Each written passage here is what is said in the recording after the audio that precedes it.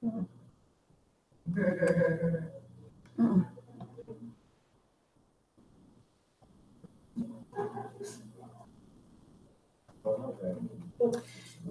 everyone, and welcome to today's session on how to slave and slay.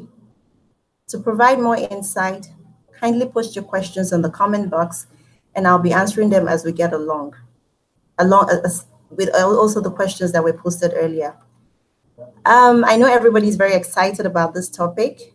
Today, we'll be talking about financial planning processes and the art of setting SMART goals.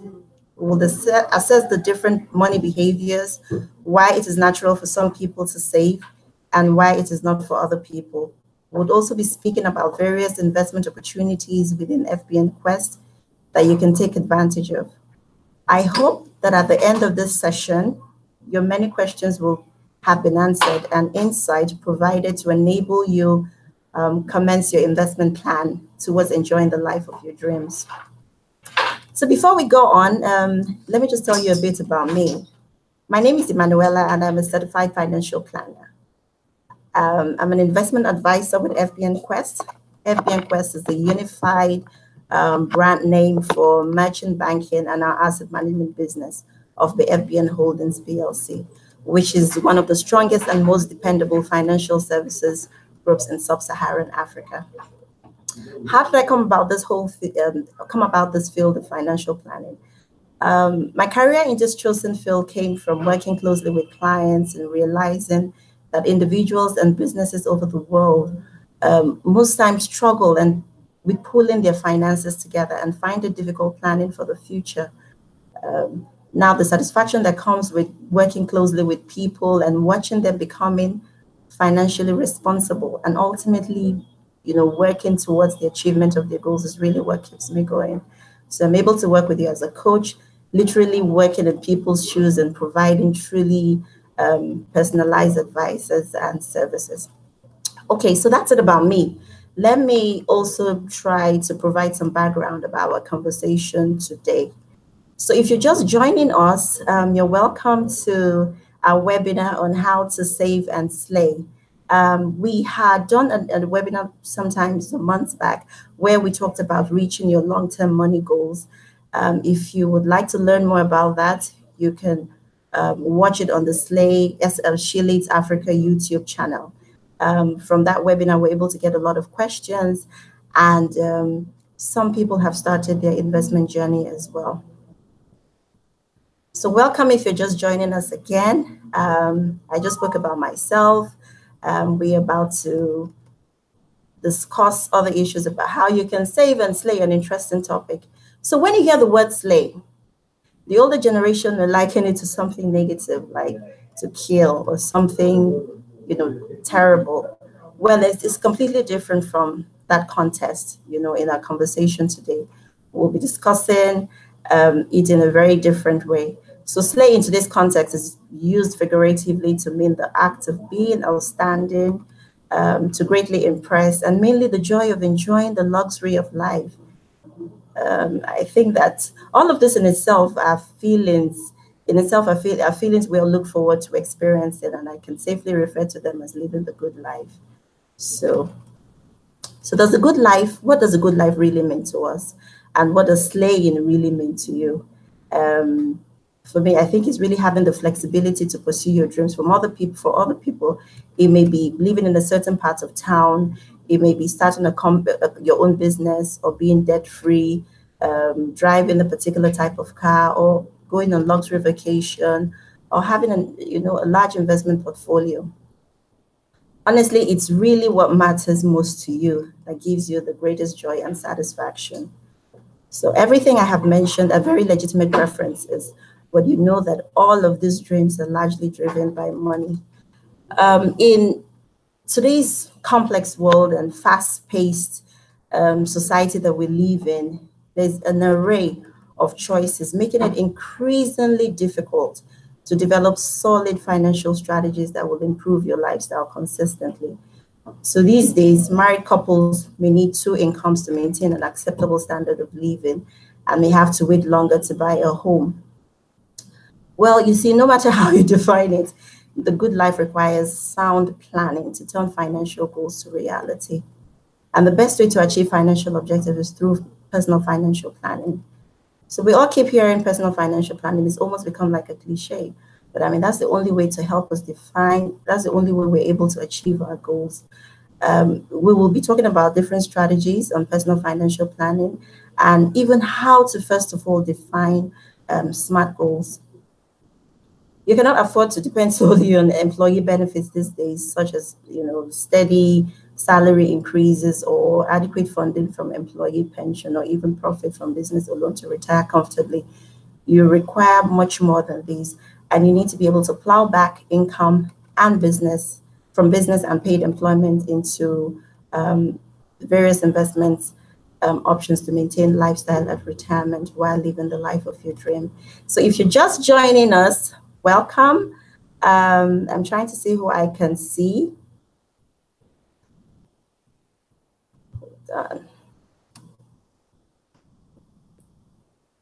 Yeah. So if you're just joining us, I'm trying to get your messages. Yeah. So YouTube. I'm trying to see your questions. It's taking a bit of time to come on, but we will get there. Yeah, trying to get that. Okay. So we have, I can see you, Lara. Okay. Ajibade, thank you. Welcome. Thank you for joining us. Daphne, thank you. I can see you. Hilda, thank you for joining. Daphne from Zimbabwe, thank you for joining as well. Please post your questions in the comment box and I'll be taking them. I will go straight into some questions that we had. Some people had sent some questions when they registered for the event. So we'll just take some of those questions before we continue for the day. So BC from Washington, D.C. had asked, how do you save and slave when your monthly bills are more than your monthly income? Okay, so this is a quite pertinent question that a lot of people ask. The first thing is to live a lifestyle that is commensurate to your income or slightly even below your income. If you are earning if you're earning 5,000 and you're living a lifestyle of 10,000, I mean, it's a bit difficult to save. I say to people that no matter how little, it's still very important to pull out that 5 to 10% from whatever you earn into saving. So the first thing really is to look at your lifestyle and ensure that you are living a lifestyle that is commensurate to your savings. Somebody else had asked that, how do I start up a business with no capital?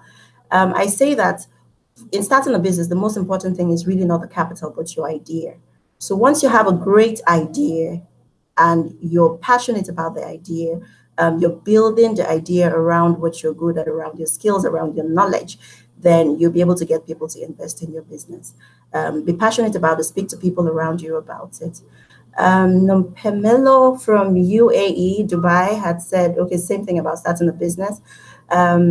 Ezine was like, where is the best and the safest place to invest in Nigeria? Oh, best and safest place. I'll be talking to you about FBNQuest. In FBNQuest, we have an array of products and services, cutting across several preferences and that you can invest in. And I'll be talking about that at the end of my presentation. Okay, so let's go back to our business for the day. So I was talking to you about financial planning. Successful financial planning brings rewards that includes greater flexibility in an improved standard of living, wise spending habits, and increased wealth.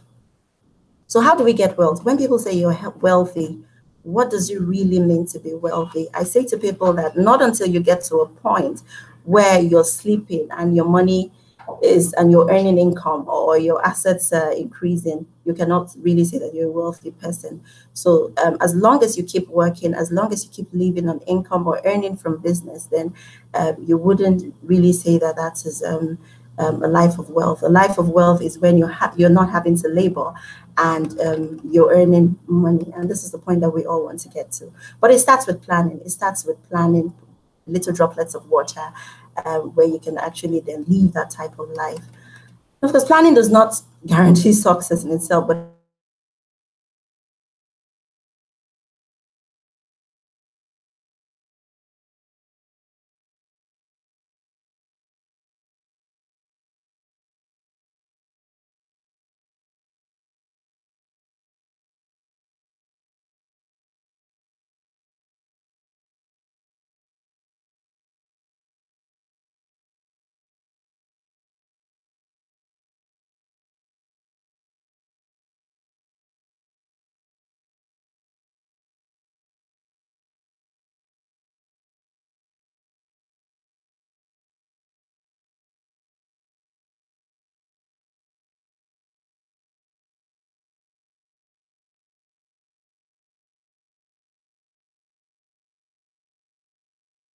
you intend to do it gives you an edge over somebody who merely reacts to financial events as they unfold.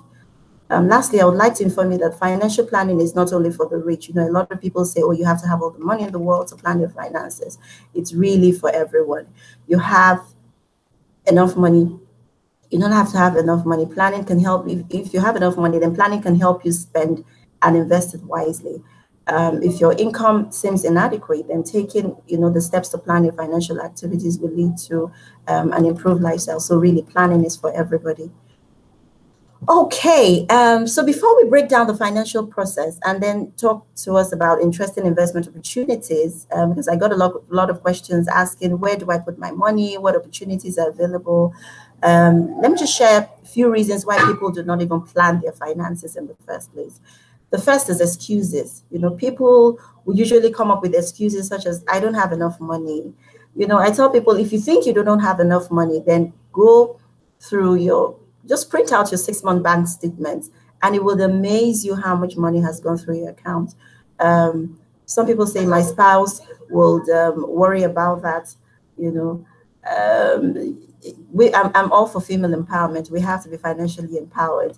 Some people think that planning is a big headache. Oh, how do I set this aside? How do I do a budget? But there's softwares, there are apps everywhere that can help you with all of these things. There are financial advisors that you can talk to that can sit, with you and just go through the whole process with you as well.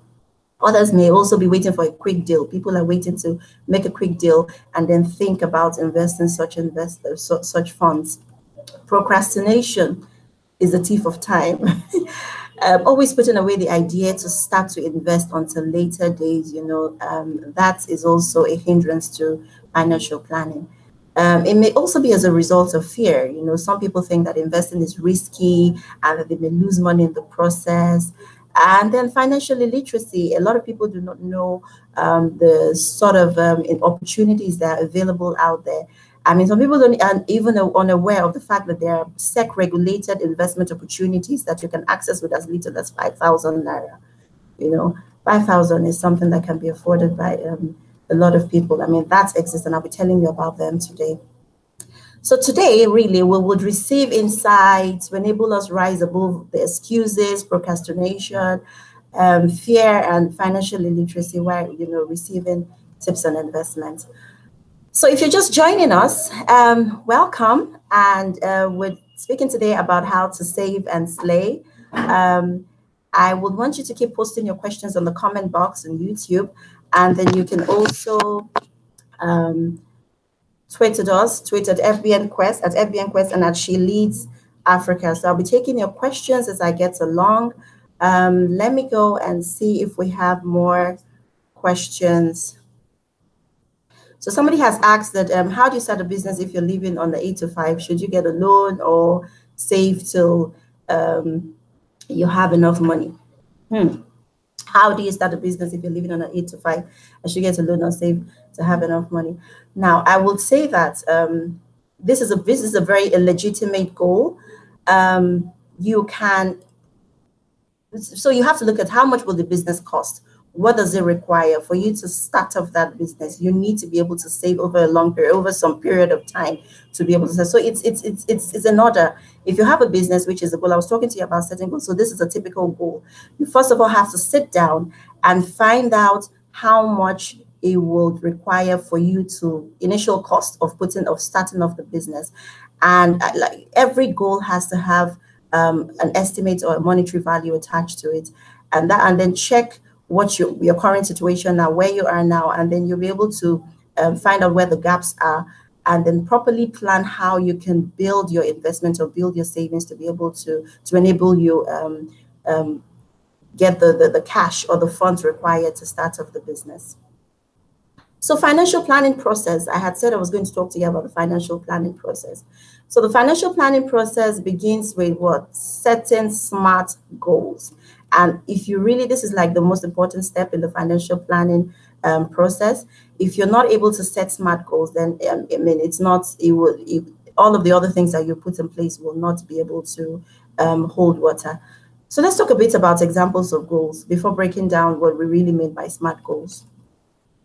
So your goals are results that you want to attain. I mean, I just got a question saying, how do I start off my business? So that's a goal. That's a legitimate goal. Some few examples of goals would include things like, I want to buy a car. I want to own my own home. I want to achieve a second degree. I want to badge a certification, starting off a business like I had mentioned earlier, achieving financial independence. All these are legitimate goals. So your goals and preferences must be stated, like I said earlier, in monetary terms. Attach the monetary value to your goals and then prioritize them. Prioritizing means which is more important, which has to be achieved first, and then attach a time frame to each goal. So the time frame can either be short, medium, or long term. So your short-term goals are meant to be achieved within a year. Your medium-term goals or immediate goals are meant to be achieved within 2 to 5 years, while your long-term goals are 6 years and above. Your short-term goals are within 1 year. So it's important to break your goals into various horizons to enable you determine the specific investment best suited for each goal. So for example, if your goal is to purchase a car or to build an emergency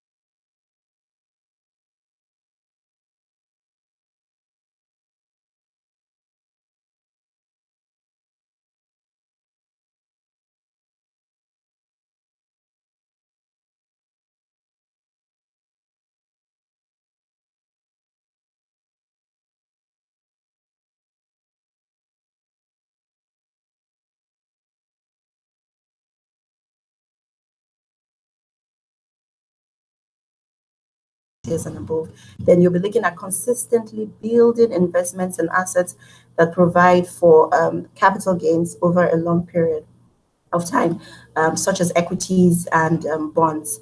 So usually long-term financial goals are set first and then followed by a series of corresponding short-term and immediate goals. So really your goals are not static. They will continue to change depending on your life stages. So if you're just joining us, before we break down our SMART goals, welcome to our webinar today. We're talking about how to save and slay. I would appreciate it if you drop your questions in the comment box. I'm just going to go right there and see what questions we have. Okay. So bring on your questions. And if you're unable to drop your questions in the comment box, you can then tweet at us at FBNQuest and at SheLeads Africa, and then we can provide the answers after the event. You can also watch this on YouTube. This has been broadcasted live, but you can go back and watch it on YouTube as well. So SMART goals. What are SMART goals?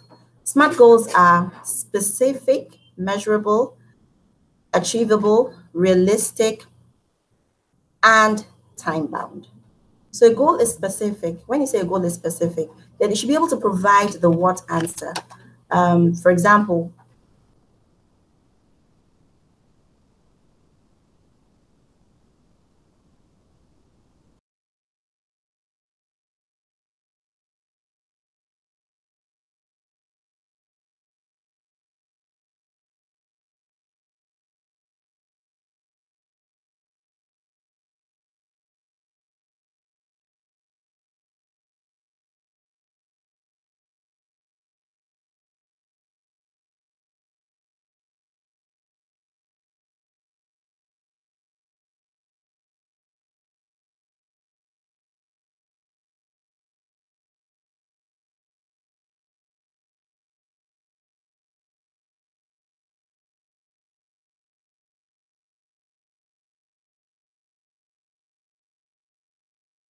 questions.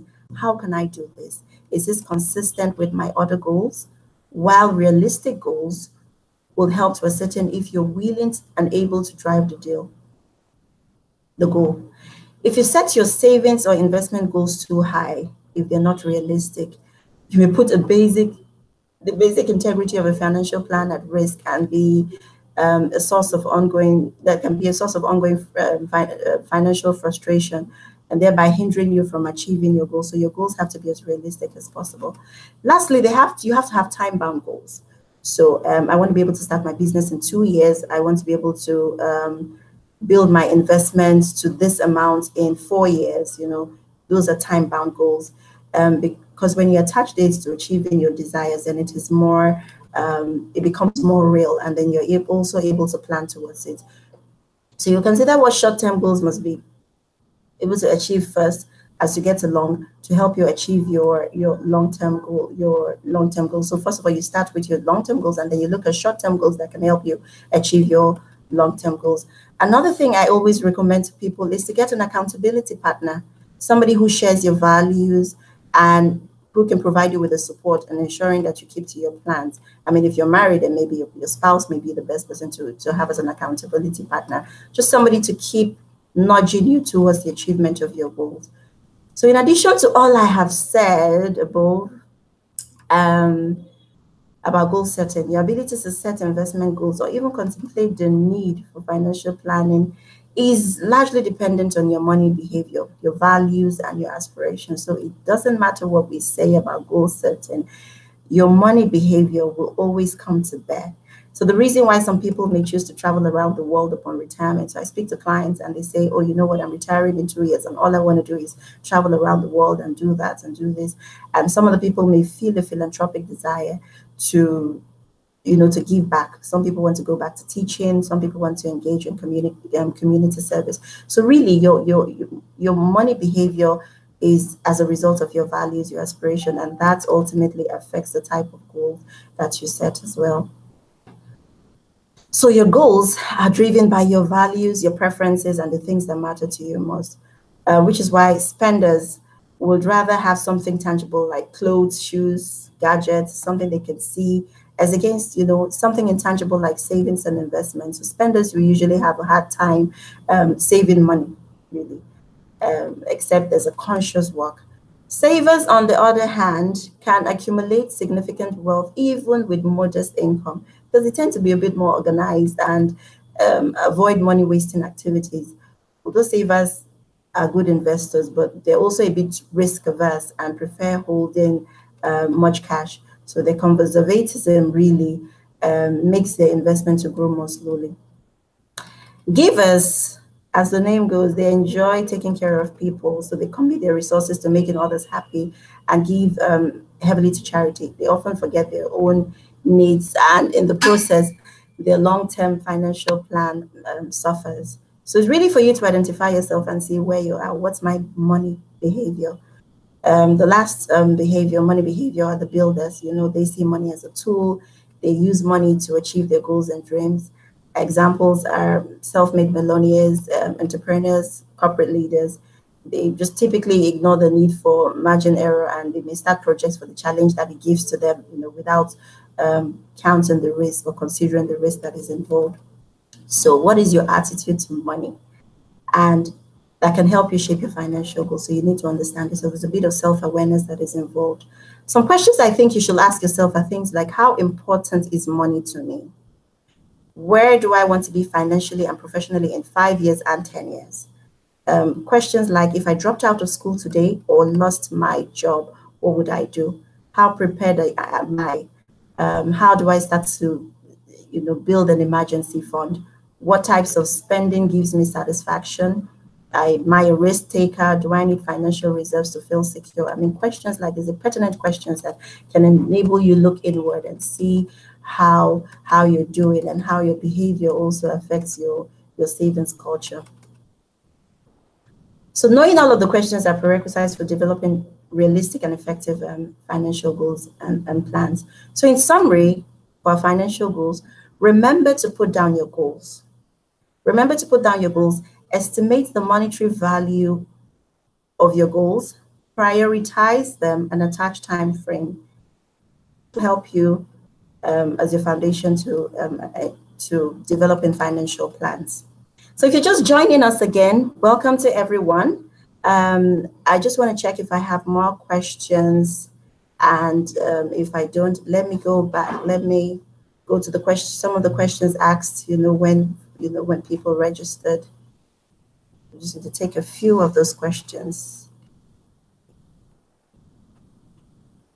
Yeah.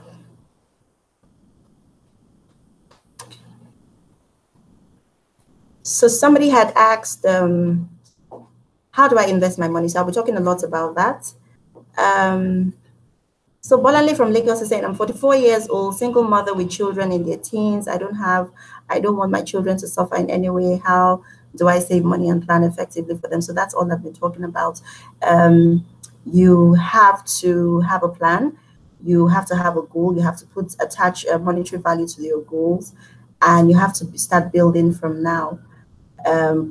Investing in the right instruments, have your diversification in your portfolio, put some of your investments in long-term investments, put some of them in short-term investment that can provide you with the liquidity.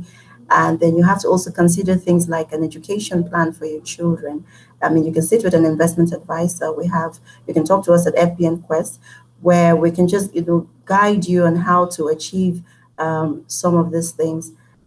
So that you can to have a very good future for your children as you desire. Let me see if I can take another questions. Somebody, Topper from Lagos, is saying, how do you manage to meet up savings goals when you have family responsibilities popping endlessly for you as a single lady? Yes. So I would say that your investment should be a priority really for you. I know that we live in a culture where we're having to, do other things for other people. I mean, it's just our culture as Africans, as Nigerians. It's important that your personal investment is priority. You make it number one. I say that when you get your earning, you pay yourself. And so paying yourself really means putting aside your savings and your investments, and before thinking about other people. I mean, when that money goes and there's nothing to give to other people, I mean, you clearly tell them that there's nothing to offer. This is not saying you should be stingy and not be able to help people around you, but it's important that you give your savings and investments a priority first before other things. Okay, so the next step after setting up your goals is to assess your current situation. So see where you are. So you have a plan, you have a goal. I want to set up my business. I want to have a second degree. All of those things are legitimate goals. So what do you do next? The next thing is to assess your current situation. So assessing your current situation is finding out where you are now, vis-a-vis where you want to be. So you'll be carrying out a net worth analysis, which is simply a measure of your financial worth. So if I'm planning to be able to achieve 10 million in 12 months, where am I now? Right now, am I worth 1 million? So that would help you. So what do I need to put in place? How much is required for me to be able to move on to 10 million? It's 9 million. How do I build 9 million in the period that is available to me? So your net worth represents the amount of money you will have left after selling your owned assets at an estimated fair market value and paying off all your liabilities. So your assets are things that you own, and your assets are things like your cash, your current account, your savings account balances, your investments, your real property, and and personal property. While your liabilities are the things that you owe and that things that you must pay in the future. So things like your car loans, your mortgages, your credit card balances, your bank credit lines are your liabilities. Somebody had just asked the question, what is good credit? Can I live without credit? I would say yes, you can. I always advise people that the best type of credit if you're taking credit for an asset, so for example, a mortgage, then I would advise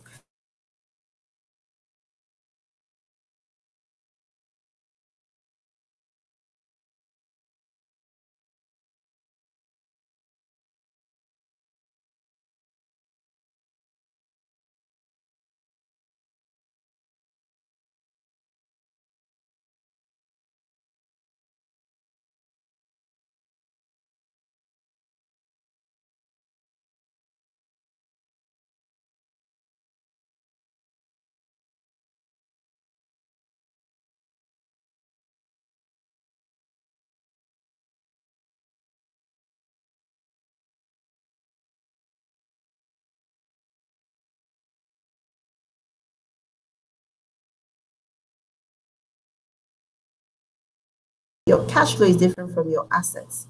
So your assets are things that you own, I had said earlier. And then your income will include things like your salaries, your income from business, your bonuses, commissions, dividends, from investments and savings. And while your expenses are things like your housing, what you pay on house rent, transportation, medical, all of that. So your cash surplus can be plowed back. So if you're able to do this and you find out that you have excess money after all of this has been paid, then you plow back that into investments or savings or even paying your debt.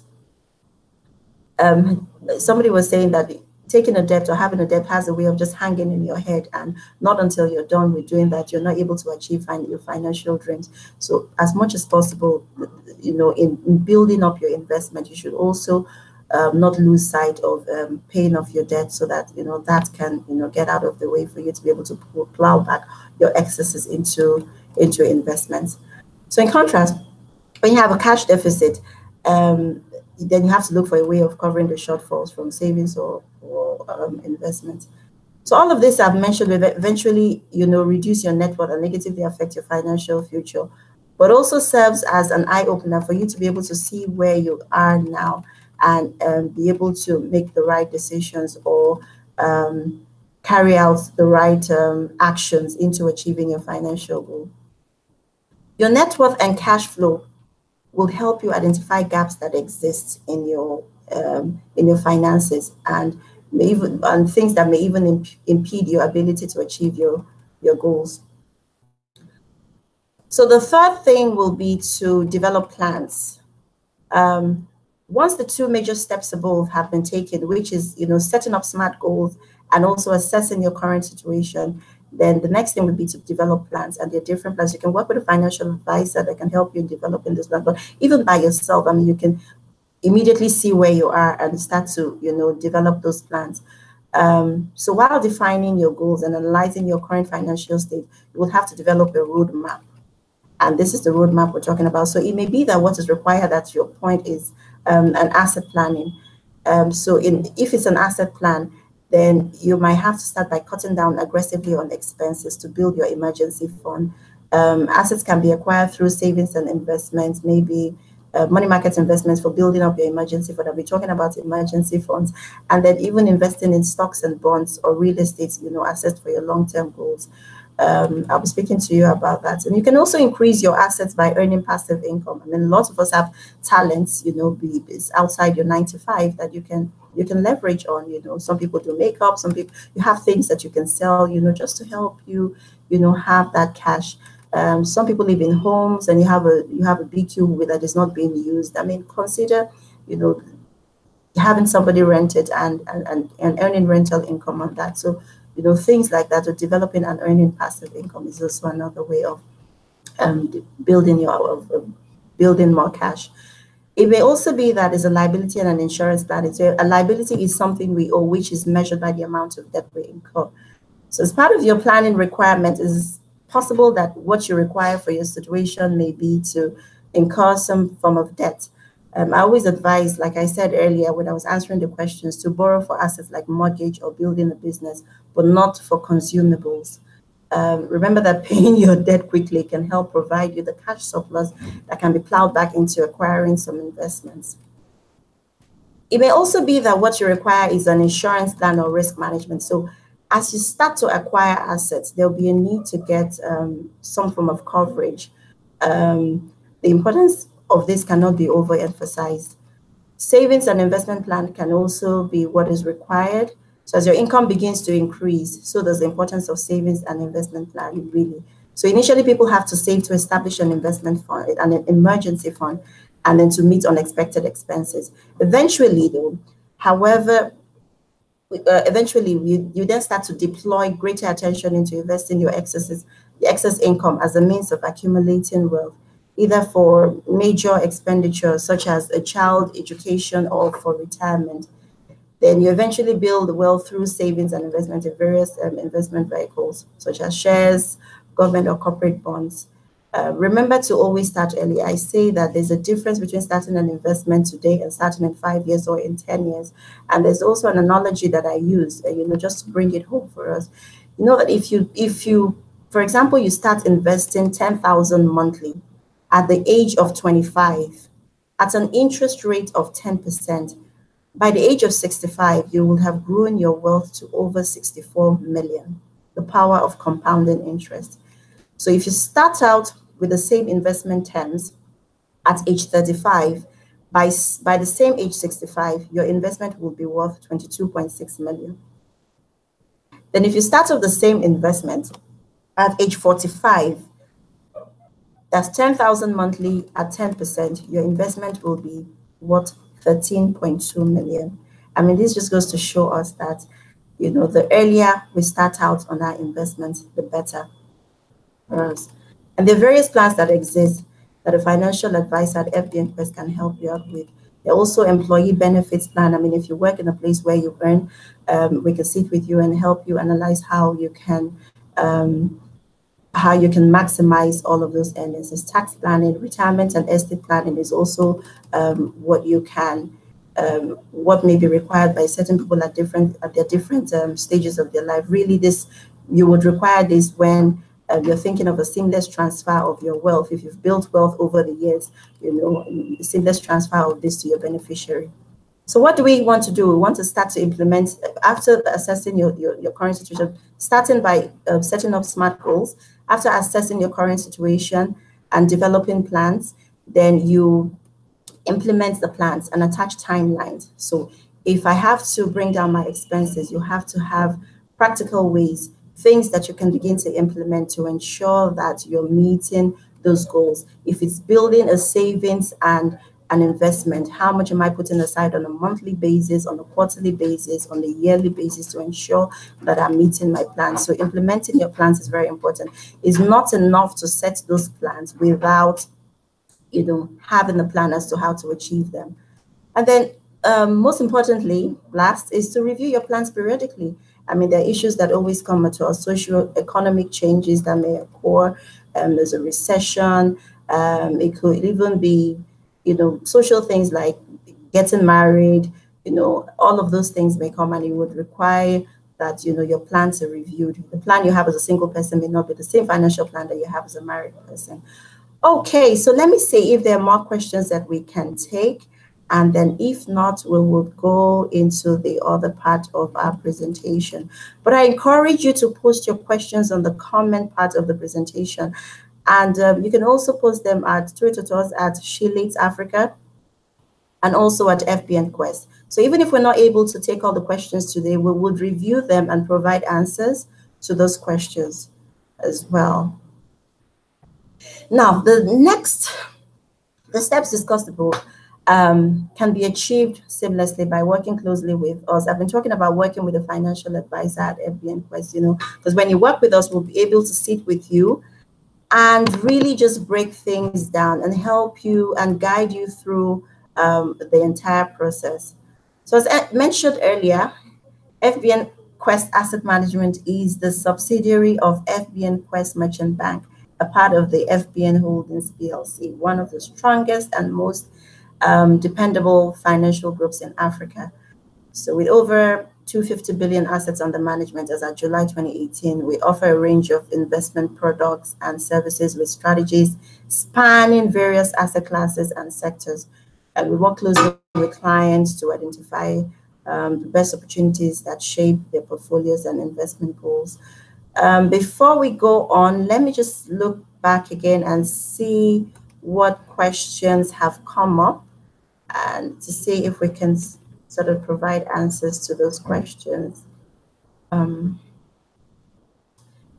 so nothing new. Everybody's talking about how they can save. So this is really the meat of the matter. I'm going to be talking to you now about investment opportunities that exist in FBNQuest that we can take advantage of. So at FBNQuest Asset Management, we provide customized solutions to clients' investments through 4 different ways. Through the sale of mutual funds, we have discretionary portfolio management, through liquidity management, which mirrors your fixed deposits in banks, and structured products. But in our conversation today, I'm going to limit it to just talking to you about mutual funds, and then we can talk about, you know, other products in subsequent sessions. You can visit our website on www.fbnquest.com/ asset management to get as much information as you require. This address will be posted later to help provide more insight. So what are mutual funds? Mutual funds have made a name for being one of the simplest and most affordable way for individuals, investors to realize their short, medium, and long-term goals. Mutual fund is an investment vehicle that allows you, investor, to combine your money with other people seeking a similar investment outcome, and then have a professional investment manager use their skills to manage the money to achieve the stated outcomes.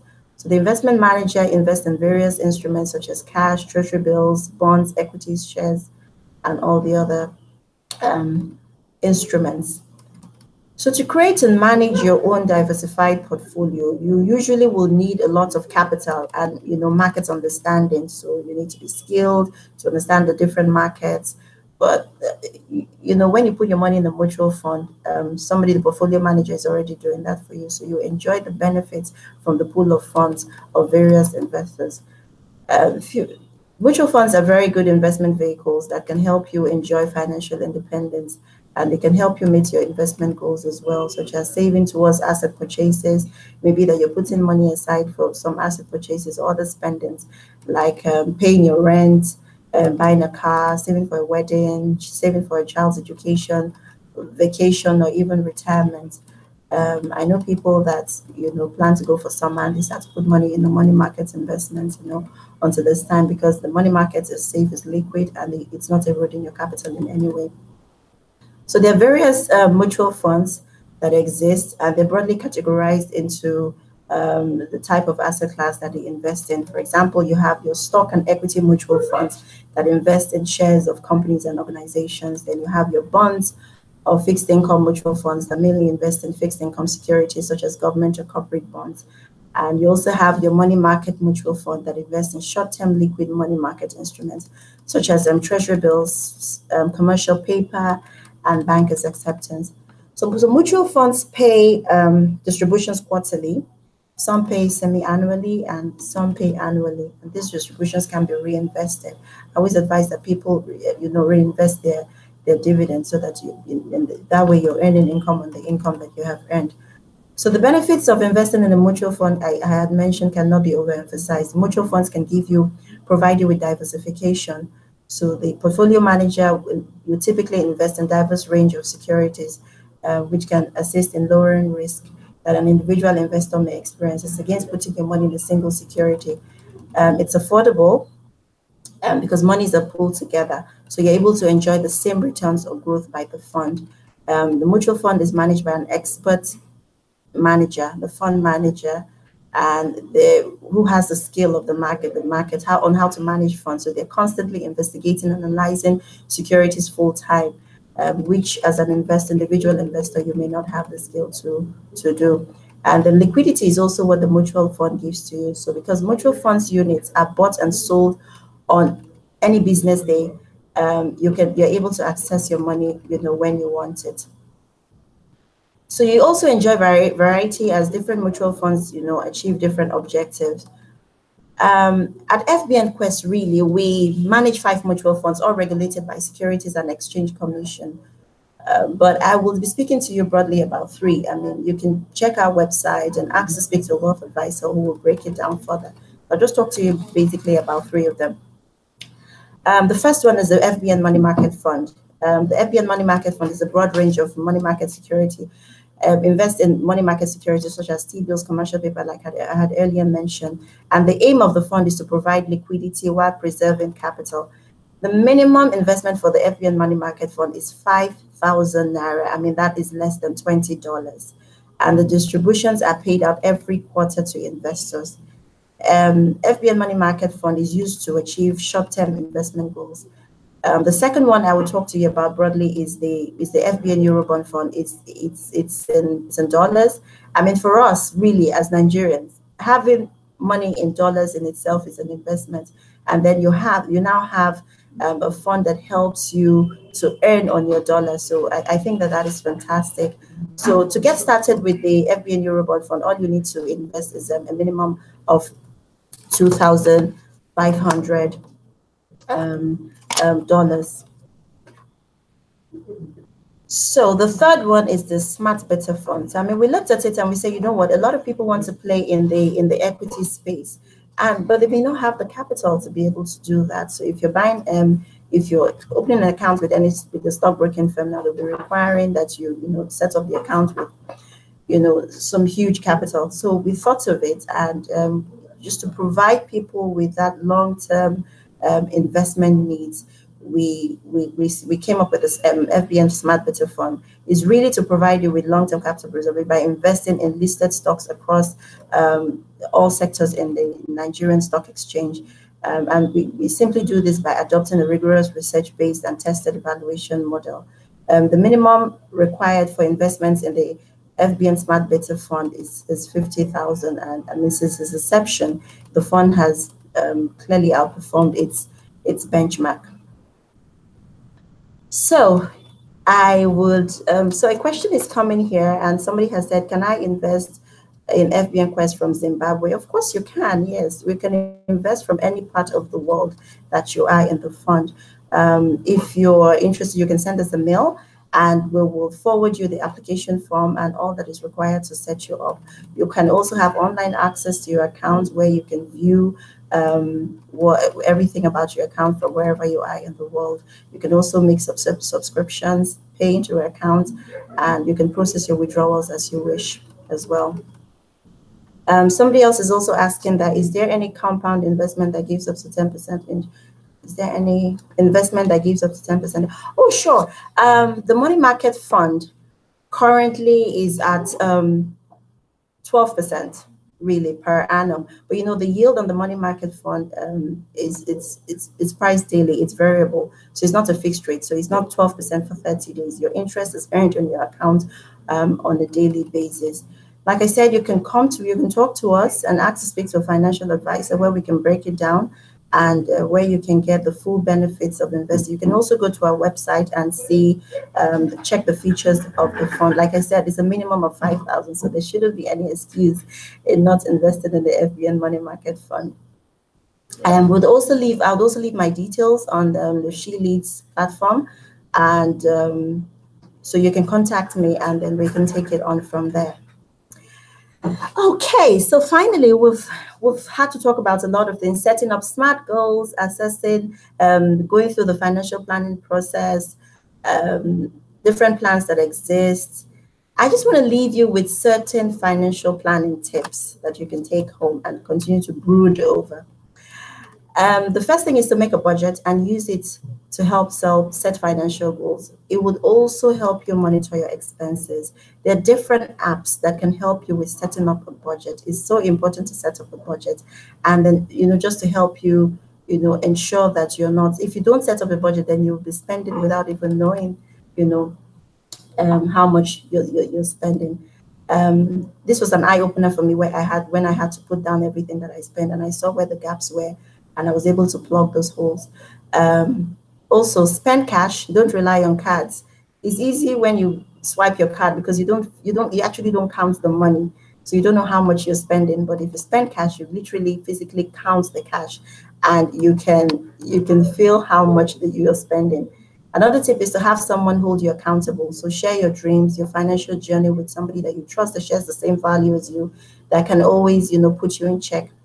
And also, before you buy, consider the alternatives. Sleep over it and avoid impulse purchases. If you didn't have the plans for it and somebody brings it to you, please don't make the decision to buy it immediately.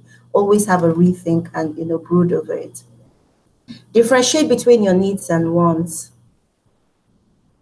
It's not everything that you need, that you want, that is required. So we should be able to differentiate. Your needs are things that you really cannot do without. Your wants are things that you can do without. So differentiate between those.